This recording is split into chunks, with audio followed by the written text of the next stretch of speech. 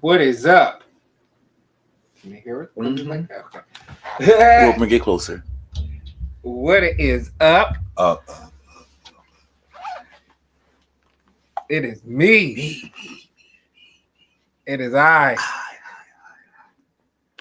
I am the greatest there is, the greatest there was, and the greatest there ever will be. I am greatness personified myself.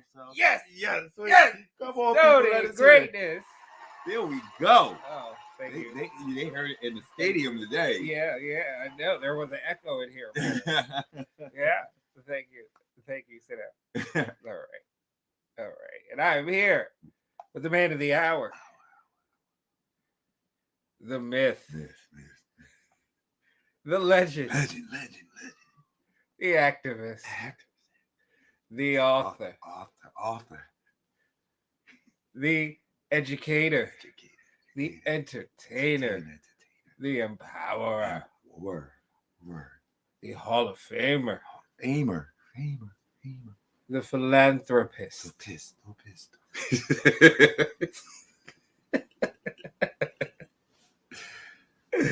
Oh gosh, the biggest jerk that you love. That you love. Yeah. Love. So those are respect and bending it because they come from all across the world to see. The man who wears the crown that hangs 2 inches from the ground. He is your king. He is my king. He is king. King. Kevyn! Woo! That was an awesome introduction today. Yeah. It took a little while to get through it, but we Yeah, did it. It's fucking echo, but whatever. What's up, everybody? Thank y'all so much for joining us for another great episode of the GreatMines Show. Before we jump in, make sure you guys hit the subscribe button, hit the like button, join the conversations down below in the comment section. Go onto your platforms, whether it be Instagram or Facebook, Threads, whatever. Share the link. Go share the link so that you can have other people join in on our conversation as we talk about RuPaul's Drag Race Season 10, All-Star Season 10, Episode 3, the end of the first of 3 brackets for this tournament-style drag race competition. I'm ready. Like, this first bracket was very entertaining. Yes, it was. And honestly, I kind of love this format because I saw enough of certain queens. Other queens that I want to see more of will be moving forward. So it's like, this is good. So you're not like overwhelmed with a whole bunch of bad performances. Mm-hmm. And then because there are only 3 episodes with them, every episode is memorable. Like, you know how sometimes you're watching it and you're like on episode 12 and you have to think back, wait, no, episode 2, this happened or she wore that. I like that it's so confined for someone who has a short memory like me. I can recall 3 different lip syncs, who was at the top, who didn't do so well, even though they were the same people throughout the season or the first bracket anyway. Right. But no, so we're on episode 3. Yes. And this one is a makeover challenge. Yes. Now, you did mention that after this, at the end of this episode, 3 queens will be eliminated. But there's a twist. There is. Yes, because the eliminated queens will have the opportunity to win a wild card slot. So all of the eliminated queens from the eliminated brackets will get an opportunity to compete for a wild card spot that will get them in to the semifinals, which is a lip sync Lollapalooza SmackDown for the crown is how we are going to determine this. All right. So, and it makes sense because from the 3 brackets, you take the top 3, you would have an odd number of 9. So then from all of the eliminated queens, 1 will come one will win the right to make it back and compete in the final lip sync Lollapalooza. So we might not have seen the last of the eliminated queens that were eliminated at the end of this episode. So we have to come back to that because I have a question about this, but I don't want to spoil anything prematurely. Right. So what I'm going to do is let's jump into this conversation about the queens that are in this episode and the finale of this bracket. Yeah. So let's get into it. So the maxi challenge of this week was a hoop girl makeover, all right, and where they made over college basketball players from various colleges, female basketball players from various different Californian universities. Colleges, because hey, let's shout out California. Let's pull locally. There's enough colleges there. I mean, it makes sense. So it makes sense. So the queens are like whisked away to a little, set with a gym on it. And then they have a mini challenge where it's a free throw contest. And the person who makes the most free throws gets to pair all of the queens with their particular athlete for their makeover. That was fun. So yeah, it was a cute little segment in the show. I think the funniest thing about that particular segment was RuPaul running away from the balls and screaming as the balls were like coming towards him, and he's like, ah! Like it was very on point in what I would think about if of RuPaul back in the day during gym class, like growing up.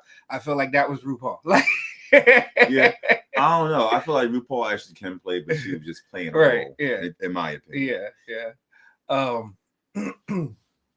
So everybody shot their free throws, but Irene the alien, oh my goodness, came out on top. All right. So this would be, even though she didn't win anything except for the right to choose who's paired or who's going to get to be paired with who or whatever. But like, this is her second mini challenge, and there's only 3 episodes. There's only been 2 mini challenges, and she's won them both. That's right. There was nothing in the other episode. No, not on the other episode. The first episode there was. Yes. Yeah. How about that, Irene? Yeah, the alien. We love you, Irene the alien, sweeping all the mini challenges in her bracket. She got to set the order, and I gotta say, I am very much extremely respectful of Irene's strategy and decision to do what is best for everyone. And if she won, and she's going to try to win on her own strengths, to say, hey, if I'm going to win this week's challenge, I'm going to win by making sure that I'm beating everyone at their best. So I'm going to pair everybody with the person who I think they're going to give the best makeover to. And there wasn't any type of strategy like, oh, I'm trying to sabotage her or anything. And she did a very good job, in my opinion. It's pretty much who I would have paired everyone with. Yeah. So when you look at the pairings, and I don't know that it really makes sense for us to go into like name, because we didn't memorize the names of the girls. Right. I got them. You got the names of the girls? Yes. At the same time, like, unless you follow maybe if you follow college football, right. Basketball, you would. And then if you, hopefully you watch the episode. If not, hey, go watch it after this. You'll see them, and then you'll understand. Right. So with that being said, though, like, when you say she perfectly paired the girls, she really paired them so well. Even if they didn't look like somebody that would resemble their character or their persona in drag, they still just complimented the queen so well. Right. So she paired Aja with a young lady by the name of Talia. And then Deja, she paired with a young lady named Abby. Bosco was paired with a very, very tall, statuesque. 6'7". Yeah, she 6'7", 6 foot 7 inch tall woman. Beautiful woman at that. Absolutely gorgeous. Her name is Lauren. All right. Phoenix was paired with a young lady by the name of Maya. Olivia was paired with a young lady by the name of Nevaeh. and Irene chose basketball player by the name of Hunter for herself. Those were the pairings. I thought that please go and watch the show. All right, in order to see the pairings, they were absolutely spot on and great. And kudos to Irene for doing that. So let me just interject here real quick. Have you noticed on Drag Queen when the drag queens are making over on Drag Queen? Huh? On Drag Queen? On Drag Race, when the drag queens are making over a cis woman and the woman comes out on stage, that the drag queen a lot more times is more graceful and feminine on the runway than the cis women are.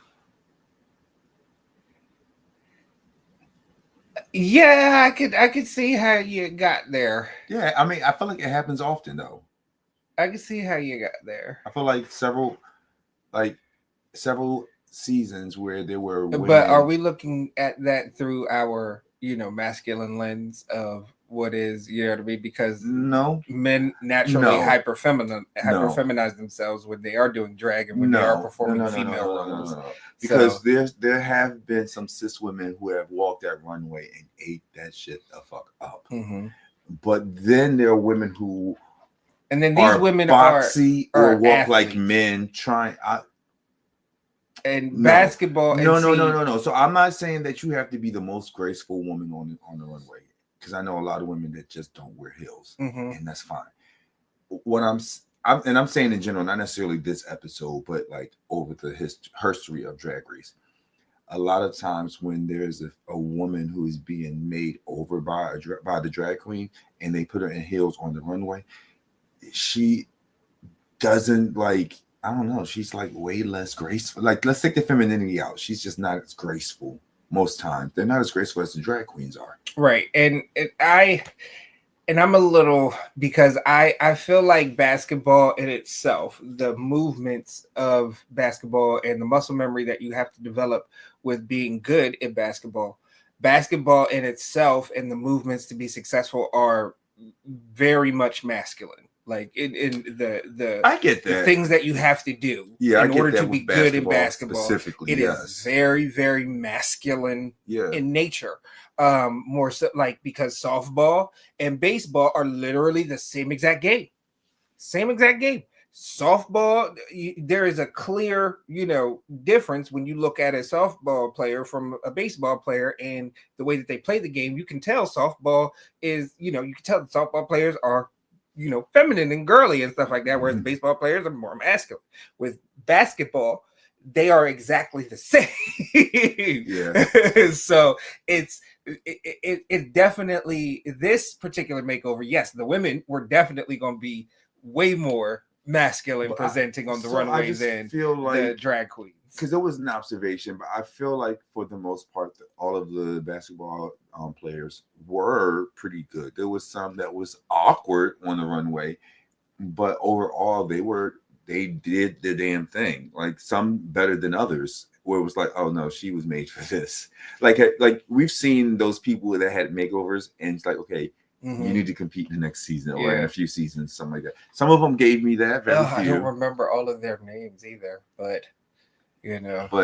So they get into they have to write. Yes, then there's so in addition to the makeover, they also have a bitch track, that they got to do and record lyrics for. Shot. But then they had to do the dance. Shoot your shot is what it's called. Shot. Yeah, and they had to write lyrics. So and they'll be lip syncing to those lyrics. Then they also have to do choreography, do a number because they got a number to perform with these girls who are basketball players, not dancers now, but they got choreography, and the queens are making up the choreography. So it's like you can actually play into like the abilities of your drag sis in this situation. So that part was good for them. That's the approach that Deja took. And so that's the approach that Deja took. I would also say that Phoenix took that approach as well. I think Deja wanted to lean more into the strengths of her sister, whereas Phoenix was trying to lean more into what she's able to do. Right, but then you saw Phoenix kind of take in what she could do.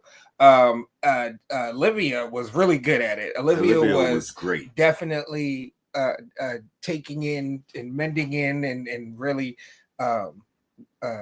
coming to a compromise on what they're doing, and had equal input, and it had equal input. Yeah. So to me, those were going into the runway. I was definitely looking forward to Olivia's presentation. I was looking forward to Deja's. I thought Deja's was actually going to be really good. Phoenix, I was really thinking that concept. I was thinking that Phoenix was going to be good. I was like, oh my gosh, the race is about to get shaken up. But it's too late at this point. Like Deja has a chance. Technically, it's not. Yeah, well, Olivia for Phoenix, has a chance. She Phoenix can get into a tie. She could put herself in a position of a tie, and then at least have Ru be a deciding factor at the end of the day, and then it's really, I think based off her performance alone, the most she could have gotten had she won would have been 3 extra points, which would have taken it to 4, where there are 3 other girls currently sitting. Right. So I feel and then the other girls with the MVQ, because they could have given it to Phoenix. But now here's the thing: the 3 other girls that would have been in that thing with you were also a part of Melanation Station. So, like, they're already shady with how they're giving out their points. So I don't know, Phoenix. Like, it's a little too late, even with the great concept. I feel like it's a little. And I also felt like if like say Bosco or Irene was in that bottom 4, they probably would have gave it, knowing that they had the alliance. Yeah. They probably would have gave it to either Bosco or Phoenix. Yeah, or Irene or Phoenix, whichever the combination was. Anyway, because it's in their best interest. Because I'm already ahead of them. I'm not going to. Right. Yeah. So yeah.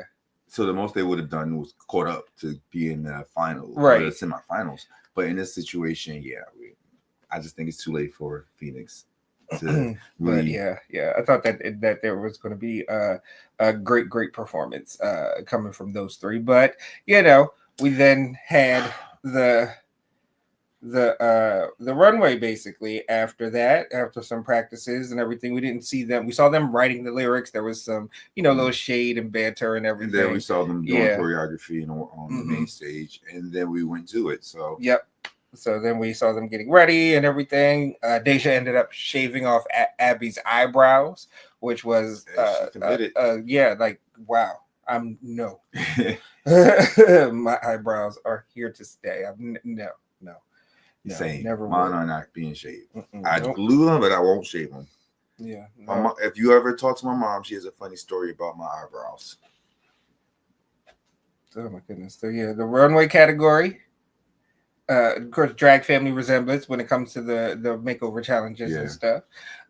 So who did you like? Who were your top 3 runway looks? My top 3 runway looks. Number 1 is Bosco. Not Bosco. I'm sorry. Let me take it back. Irene the alien. Irene. So we just saw a similar look with another makeover challenge last season with Susie 2 and her mom. Her mama 2. Same color palette. Same like the whole whimsical clown thing. The whole black and white, but instead of black and white, it was silver and black, and it was executed like 100 times better than Susie 2's was. I think that Eileen's makeover sister name was Estelle the Alien, and I think she looked freaking amazing. She was beautiful. Oh my God, statuesque. The makeup, the hair, the outfit, on point. Irene, 10s across the board. Yes, Irene understood the assignment. Came in and it turned in an A+. So great job. That's all I can say. I can't add anything more to it other than it was just excellent. It was just excellent. Just excellence. The next person I'm going to mention is not the next favorite. So Irene was my favorite. Irene was number 1. Yes, number 1. I'm mentioning number 3 second because number 2 was just everything. Number 3 would be Olivia Lux. We are on the same wavelength so far. Because number 3 for me, my third favorite look was Olivia Lux's look. We might be black biased. I don't think so. I think we are honestly giving credit. She killed the runway. Yes. She killed that makeover. Yes. Her drag sister, they came out and my jaw dropped like, It's so cute. Okay, Liv. It was so cute. Like, yeah, they had the mall type so dresses, but they had like afros that was like asymmetrical to the side. Olivia's was her signature silver now, and her sister's was like black or whatever. One had a guitar printed on their mall dress, and the other one had the keyboard. And I just think like, and they had the headphones that connected them. Well thought out, looked amazing, a lot of fun on the runway. I enjoyed Olivia's look. Yes, it was. She's still number 3. She is still number 3. Yes, but she did. Yes, great. On my list also. We are lockstep, and we are probably lockstep on this one. We are. But when Ru called out Bosco and the goddess, what? Oh, Bosco comes out again. Bosco. Censor. I'm gonna have bruises on my thigh because every week Bosco is. Yes. Where's my cards? Like, let me tell you, she scoots out into the middle of the entrance of the main runway, right?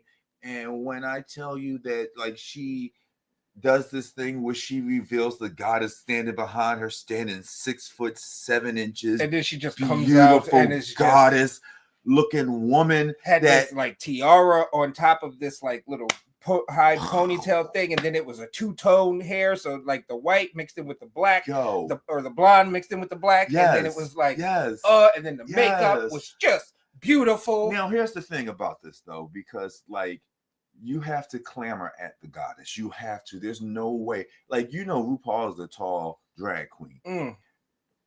RuPaul, well, she will eclipse RuPaul number 1, and this is a cis woman, but then she's beautiful. It's like that person that as soon as they walk in the room, you're already looking at her because she's already just a beautiful girl. Right.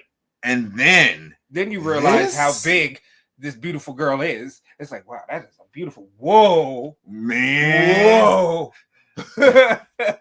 And you know, like, that's the type of person that your attention go to. But don't forget or think for a second that Bosco wasn't eating right in front of her the whole time. Gosh, and you had to do a split screen in your brain because you had to capture everything. So much. Bosco had the girls on view. Like, it was nice and perky. And y'all know how there's Trinity the Tuck Taylor, who just is now Trinity the Tuck. Bosco is Bosco the Tit from now on. That's her name, Bosco the Tit. Hashtag start that campaign, and if it goes off, it started here. Yes, remember that, Bosco the Tit. Yes, tits plural because they both sitting. Yes, sitting, playing patty cake. You know. So that they were my favorite. Just to say them in order would be Irene, Bosco, and then Olivia Lux. Yes. I would have to say the same. Yes, it was the same for me. Absolutely amazing. Of the other 3 looks, I thought that Phoenix was definitely fun. Phoenix paid tribute to the walk-in moment where her and India Farrow had the same kind of wig on. So she had like these brown wigs that were inspired, like in the same kind of cut. And her and her basketball player drag sister, they all like had these pleather suits or pleather, like, you know, attire on under these her drag daughter. Yeah, that wasn't her sister. That was her daughter. Yeah, her drag daughter is the person I was talking about that wasn't as graceful. Drag granddaughter. Wait, don't do that. No, not yet. Sorry, Phoenix. Not granddaughter, but no, like, she was the one I felt wasn't as graceful. With her runway walk, she felt a little clunky. And again, given how much or her sport and like what she gives, I think Irene's Estelle, she forgot to lip sync at certain points in the I saw that. I did see that. You look weird just standing there like. Now, and Olivia Lux's drag sister did as well. Yeah, there was a moment she did too, but like when it got back to her, she jumped back in. So but no. So those are my favorites. Unfortunately, of the other 3, Phoenix was the only one I even remember, and I watched the episode like 2 or 3 times. Yeah, Deja's was pretty forgettable, although it was to me solid. Michelle was like, "Oh, it doesn't look like drag sister. They don't look alike." But I thought that it was. I hated it. Was fine. I thought that it was fine. All right, so let's talk about it since we brought it up. Deja had on like this nude type bodysuit with like pink, but the nude was like a mesh, I think it was. And she had like the blonde hair or whatever like that. It was one, that's a look that I would have never featured on Drag Race at all. The look just did not. If there was a story in it, I didn't get it. It just didn't look like a complete outfit to me. And then your drag sister was more dressed than you. I can see where you were trying to do the whole mesh or fishnet like body top. It was lime green and it was like cut off at the hip with a little frill. Then she did the big black wig and she looked like the darker sister. I agreed with Michelle Visage in this when I say there is no family resemblance whatsoever. Like, and Kate Blins, but what's her, how you say her last Kate name? Beckinsale. That her. Who her. was the guest judge. Her. Celine from Underworld, if you Kate watch those Beckinsale. movies. Yes. So I don't agree with her. She's like, sometimes one sister one looks like one way. And like I get it. Like I don't want to look like my brother if we go out. Like we can go out and not be dressed alike and look exactly alike. I get that. But if the challenge is family resemblance at the end of the day, as much as we've judged people on family resemblance when people may have been like slightly off, this was completely off to me. No, Deja, this is a chop. This is a complete chop for you, Deja. For at least for the runway, because there was no resemblance. There was nothing that I felt was strong enough to really tie in her look with yours, because hers was a more complete look anyway. Yours didn't read as a complete look to me. Yeah, well, I mean, I thought it was a safe look. Like, to be honest with you, nothing spectacular. It would have been safe for me, but like, yeah. If people were being eliminated, she would have went home. She would have been in the bottom. She would have gone. She would, unless she was in the bottom. I don't think Phoenix, that it wouldn't. She would have gone home. Yeah. Well, yeah. Her and Phoenix would have been in the bottom for me. I thought that between. You got to bring me back to Aja's. Aja's was like a fairy. It was cool. But, Aja would have been in the bottom with. So here's the thing. But like, I didn't like the wings, to be honest with you. But I didn't want to hold those against them because the wings kind of was. Aja made it into a story, so I give her credit for that. But I mean, you roll with the punches, so I guess yes. But like, if you don't get a chance to get the story, it just looks. It looks bad. It looks bad. It did. Her drag sister had one wing at one point, and she looked cute. I thought it was only one wing on it. And so originally I didn't pay attention that Aja had both her wings and her sister had one. Because I thought like Aja had one and she had one. Well, it was like down.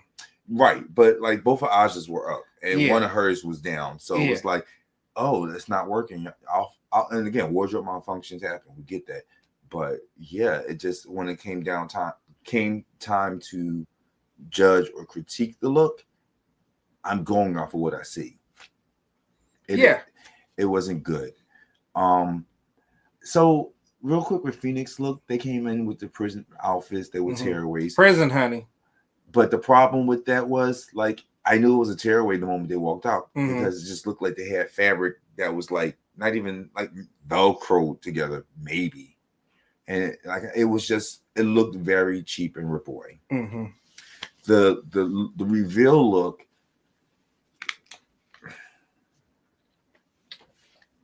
it wasn't drag to me. I don't think the makeup was drag enough. The hair wasn't drag enough. The outfits definitely wasn't drag. So honestly, just giving those critiques between the three girls, I don't know. I don't know how to call it. Like they're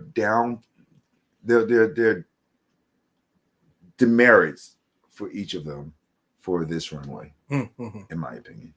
Whereas the other three just soared. Seamlessly, effortlessly soared. Yeah, it was definitely a good show for the other three. So we get down to the moment of truth, all right? And Ru announces who the top two queens are. And which secures a spot in the semifinals. Yes. Top two queens will secure a spot in the semifinals unless it's like Phoenix. It's not. But Spoiler it's not. Alert, it's yeah. not. Yes, it's not. So the top two were for the second week in a row, Irene, the Alien, and Bosco. real quick, let's just say Mm-hmm. how much we love the fact that Irene the Alien has been in the top 2 all 3 episodes of her bracket, being Yes. the first sent home with the lowest ranking in Drag Race history. Yes. And if you go through the tapes and listen to my voice, ever since she went home, I said I want her back because I feel like she would eat it up. Uh-huh. And she is giving me everything that my heart's desire with this. Yes. Well, they are listening to you. And I'm so glad. Mhm. Please continue. Yes. Tell them give us a job. Or the wonder. Yes. You are listening. Call us. We got some ideas. Yes. Yes, and it's not even going to be that big of a check. It's going to be a big check, but it's not going to be like, it's going to be enough. Yeah. But call us. We'll tell you. So anyway, they were the top 2, each getting 2 points. All right, and then they lip synced for the extra point. All right, a tip of $10,000. $10,000. Yes, Jesus. Mm-hmm. I'm trying to rip the girls off now. Yeah. So they lip synced to Pocketbook by Jennifer Hudson. Yes. Featuring Ludacris. Yes. How did you like this lip sync? So, all right, it was definitely like, the battle of it was like the battle of mayonnaise for the title of Miss Hot Sauce.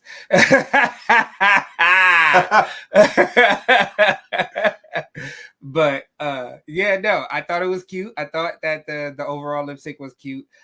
Both of them, did their best to embody the attitude and the seasoning within the song. Not saying that they did not, they did great. They did a great job. They did all great. Right, as far as but yeah, it was 2 white girls doing this song, which is like going to be kind of jarring. 2 white girls from Seattle. Yeah, from Seattle. Doing this song. Talking about my pocketbook. Get your hands off my pocketbook. Maybe that's where we need to take a trip to. Maybe we need to take a trip to Seattle. They got some flavor over there. Yeah, maybe. But they got some sriracha. Probably. But yeah, like it was good. I thought that Irene definitely went in with a purpose. She was like, I'm going to win this lip sync, because Irene definitely had the attitude down, the whole air to the song. Yes. More, and she's done that, subsequently throughout the past, and even her lip sync on her season where she got sent home, she didn't do bad. No, she didn't do. It's just that she didn't do bad. She was up against stronger lip syncer. That's all. Yeah. Little bit, not even stronger. That much better than Amethyst. Yeah, Amethyst is good, but like to see what Irene has, even looking at that lip sync, but looking at these lip syncs, oh no, she got this. And I kind of felt like she would if y'all gave her more time. And again, I feel like if she does not win this season of All Stars, please bring her back again for a full season of All Stars. Yes, we want more Irene. Yes. Damn. Yes. Start that Irene campaign. should be the new Ginger. I think Irene is so on point that she can just be the new Irene. Yes, but use her like as much as you use Ginger. But actually give her a win. That's all. Just actually let her win, because I think she's very deserving. I think in the right group, she will steal the crown. Yeah, with the right group. They got to put that group together. On purpose. I don't know. I think like you can make it stiff competition. Like, but Irene is she's like, I'm gonna have to do some math. I want to do some math. Phoenix and Deja. Bring back girls that's like, don't bring back no filler. I don't want no more filler girls. Like, even if you are an All-Stars, if you've been home in the first season, they need to do a filler season. No, we need to crown the best filler queen. Of all the filler queens. No, I need like the best of the best that are not winners. She done already done filter. You had to have been anywhere from 6th and 5th place to 2nd place. Anybody in that bracket, those are the girls I want. Or girls that we know are really, really good and went home too soon because of a technicality.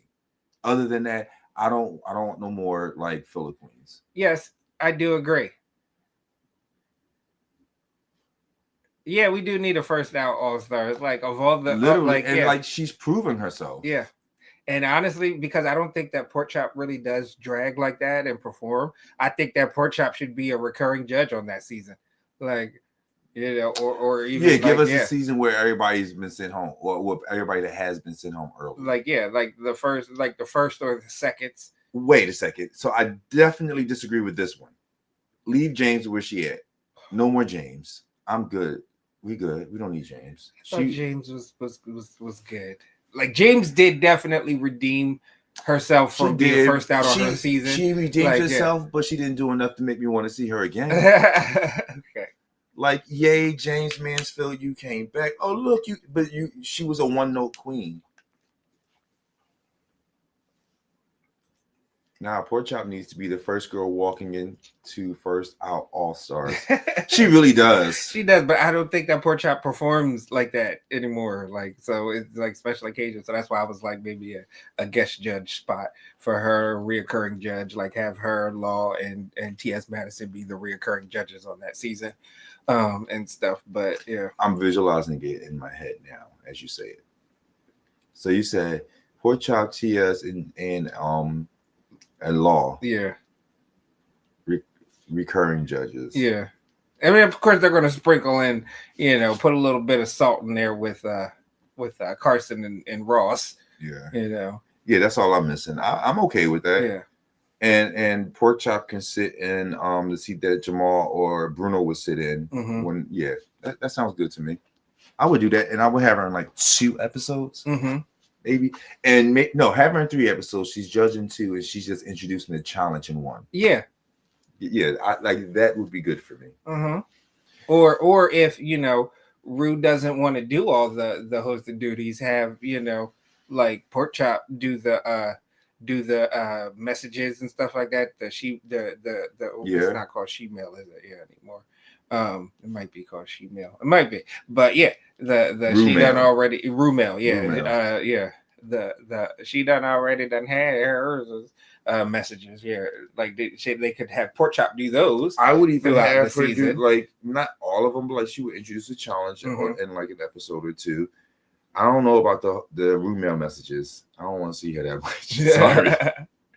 But that's me. That's just my opinion. It's the Pork Chop Championships. Like, and that's what they would call it. Like, And then they can still keep the whole tournament style bracket because of all the seasons that you have, So I was watching Pit Stop, and Monet said they can't keep this format because like this is 18 girls. If they do this again in another season, that's 36 queens that you've gone through. You're going to run out of your well of people to call back. Not if you do it like the first outs, the villains, you know what I mean? Like the filler queens and stuff like that. Like if you break it down to different categories, you will be able to spread it out. First off, I would never call it the filler queen because I would never participate in that. Like, no. The top 4, no shade, would be Irene, Lala, McQueen, Dahlia, Kelly, Mantle. I wouldn't add Vanjie because that would be fair. Yeah, Vanjie, like that's the thing. If you're a first out, but you came back, like Shangela wouldn't be on the first out season. No. I would have her be like a special person, host a mini challenge. Here's my thing with this lineup, though. Vanjie host a mini challenge, but like all right. So, but my problem with this lineup is I wouldn't bring Irene back for that show. I want Irene to come back to compete with some real hitters, like people that we know that's going to give her a run for her money and watch her keep up. That's what I want for Irene. I think that she would do well, and she deserves because like she's come back already. She's all I'm saying is justice for Tempest de Jour. Tempest de Jour, one of the best first outs. See, the problem with first outs is I usually forget who they are. Yeah. So yeah, moving on. Mm-hmm. But we have again Irene the Alien and Bosco the Tits lip syncing to Pocketbook by Jennifer Hudson. Yes. And finally, after 3 episodes, has her Jimbo moment. Yes. Yes, and she won that lip sync finally. Irene would definitely eat up a versus the world. Yes, that would be So is it just me, or did I feel that like would be very much a level of Alyssa Edwards rigging. well, let me ask you all this though. Rigor Morris. Like on for Alyssa, like Alyssa is not my favorite drag queen by any stretch of the imagination. But like it almost felt a little bit beneath her. Like you put this big title on it, but then the girls that you bring on, like they're okay. Yeah. Not Alyssa like caliber though. They really were not. Like, okay, Kitty's got claws and Queen Kong, maybe. But the rest of the girls, Natalia, or whatever you say, how you say her name? Natalia, Margarita Pizza. I love Bye, girl. Bye. Margarita Pizza. Because I'm like, yes, no, bring her here. You don't bring her back. No. I mean, okay, I'm not against bringing her back, but what I'm saying is some of these girls, as fierce as they were in their season and in their country, the caliber of the top three girls. Miranda, like, Miranda is a high quality queen. I liked her. High quality queen. I don't know. And I say that to bring it back to Irene. I don't think that Irene should do versus the world. Not saying that she doesn't have the caliber. I just don't think that would do much for her. Well, everybody's like giving Asia O'Hara her flowers, and I'm deservingly like, so. She won a versus the world that wasn't like. I mean, I just don't think. I don't think that Irene the alien should do versus the world. I just don't think that's my opinion. Again, others may have theirs. Yeah, well, I mean, Jujubee's done it and hasn't won. This Jujubee we're talking about. But Jujubee has done everything. If there's a drag show, Jujubee. But if there is a queen that should have won a versus the world, if there's a queen that should have won anything, because I mean, in most of the shows that she's competed in, she's been amazing. So, wait, drag queen of the universe when they were singing, Queen of the Universe, yeah, Queen of the Universe. Maybe not on that show. I mean, like she can sing, but she's not the winner, right? Not winning that. Anyway, so Irene takes the win for episode 3, and she gets an extra 2 points. So she was at what, 5 already? Mm-hmm. Then she got 7. Now she's at 8. Is that how that works? Because she won a lip sync. She's at. She won 2 for being in top 2. Yeah. So she had what, 4? Because her Bosco were tied. Okay. Going in, and then she got the 3, so she finished at 7, and Bosco finished at 6. Yeah. Okay. So Irene took the lead. Mm-hmm. I think they should get rid of versus the world and give these countries that own All Stars that part, and just have global All Stars, but judged fairly. I completely agree. And I think on a judging panel, yeah, it's okay to have Michelle and Ru, but I think the other 2 judges should be people who judge on other franchises. So that way it can be fair. Well, that's what they did with the global All Stars. They had more global, people, more like guest judges, but no, I mean, like that, yeah. But what I'm saying is like staple judges, people who are like either hosts or I would love Nikki Doll, a permanent judge on the panel for the other franchises. Bring them in. Mm-hmm. I think that would be Nikki Doll, Valentina. Yeah. They want to elicit for the next All Winners. I mean, that would make sense, but like.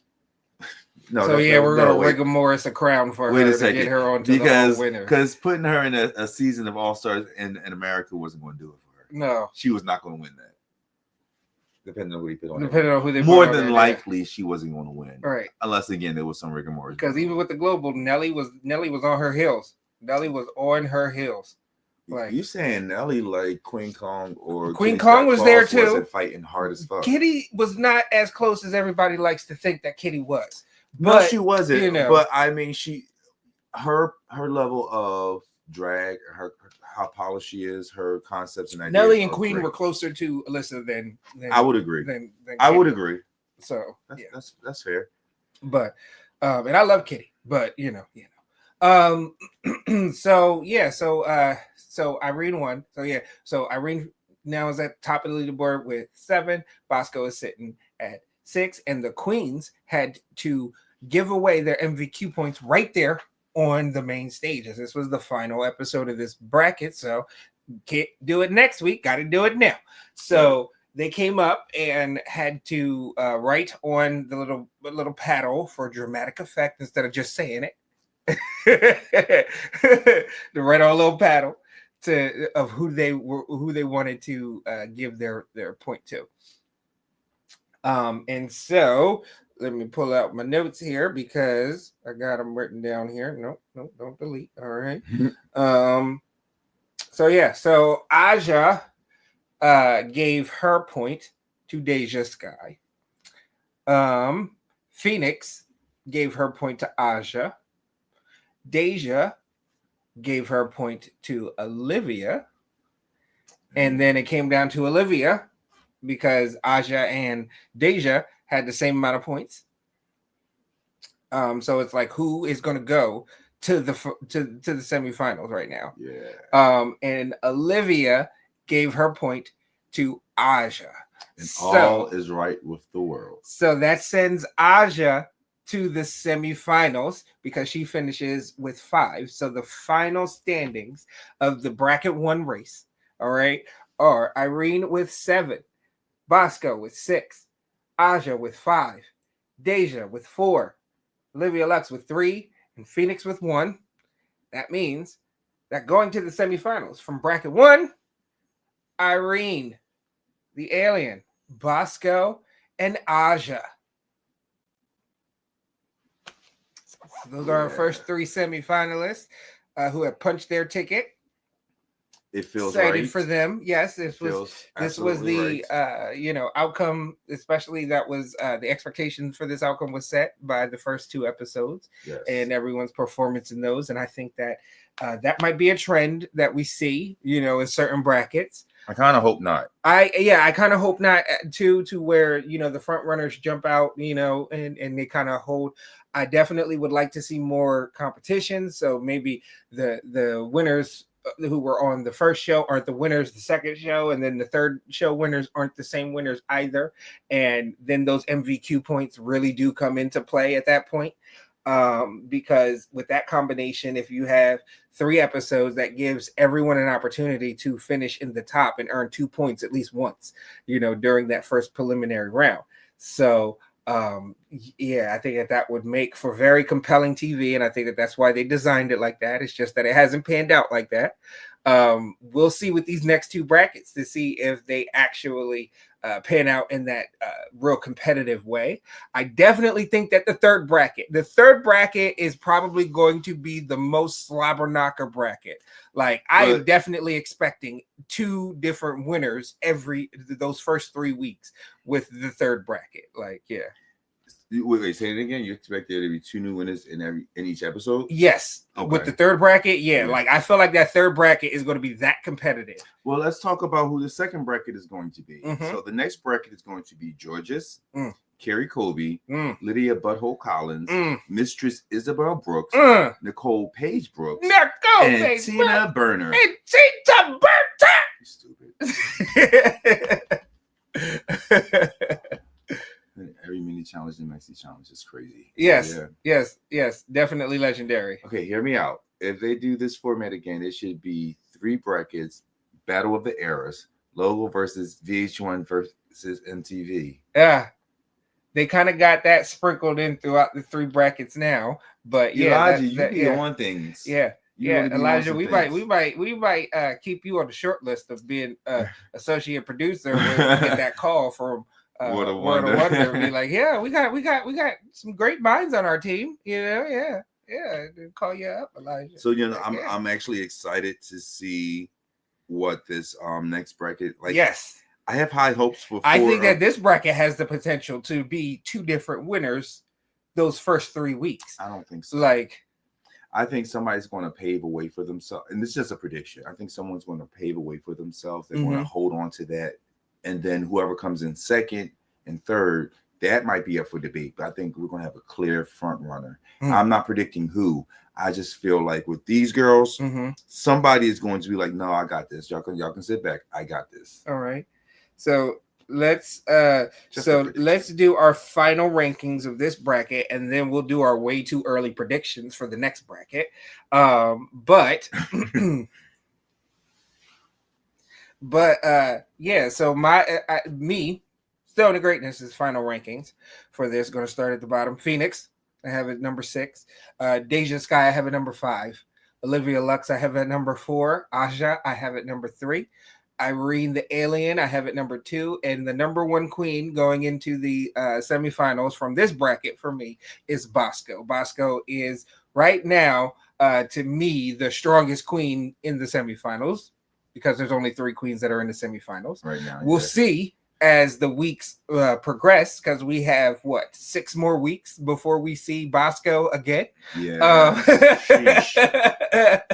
So it's a long season. Withdrawal. It's a long season, long all-star season, and I am excited. 6 weeks from now, there will still be 9 queens. Yes, there will still be 9 queens. So we go from having 6 to 9, and then there's gonna be 1 more going, so it's gonna be 10. So yeah. So wow. No. I thought they said each judge can select somebody to bring back. Oh gosh. That's at least 3 more people if you're not counting the 4th judge. Right. Oh. So we're gonna go back up to 12 people? Oh, but it's a lip sync Lollapalooza SmackDown for the Crown. So they're it'll be quick. So yeah. So Sheesh. But wow, if it's each judge, I thought, I forgot that part. Oh my goodness. Yeah. So wow, that's fun. That is fun, because I do think that there might be a surprise elimination, or somebody might have not done well, and then like maybe Georges, who knows? Why would you just say Georges? Hey, you know something I don't know? No, I do not. But I'm just throwing it out there, because to me it seems the most likely of the queens to have to kind of hit a flat note in there, and then probably not make it out of their bracket. Like, I think there's gonna be one surprise. I think there's gonna be one surprise queen who did not make it out of their bracket, that everybody kind of was like, because Georges, like in this next bracket, what you said, you said Georges, Carrie Colby, Lydia Butthole Collins, Mistress Isabel Brooks, Nicole Page Brooks, and Tina Burner. Yeah. So you got Mistress. Like, if you put that bracket out there, people are gonna be like, Mistress, yes. All right. Carrie Colby, yes. And then Georges would be the other yes, that's making it to the semifinals. Like, right out of the gate, people would be like, yes, those 3, what I mean? So those 3 going into the next bracket, to me, have the most pressure on them, because they're the odds-on favorite, and I think that they know that, looking at the brackets and stuff like that. No.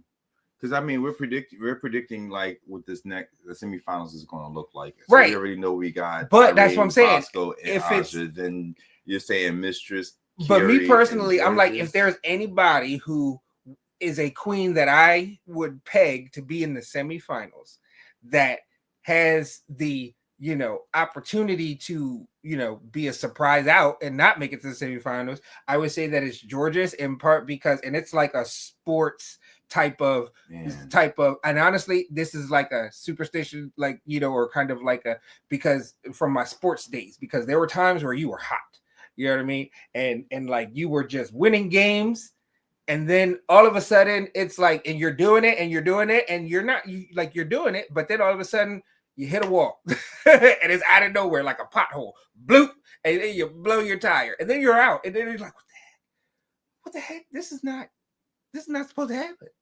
Like, and I feel like that type of moment could happen to Georges because of the high that she was riding off of from, All Stars 9, and her performance of, being in the top, basically like the top 3 there, for that particular crown. And she did well, she came up with one of the most iconic moments ever on Drag Race history. Like, a lot of things are going very, very good, to where, sometimes you hit a pothole and then boom, you know what I mean? I feel like these girls are on fire. I feel like the way Bosco and Irene, even Aja in this situation, came back to prove something to themselves first, and to like solidify their name in Drag Race history.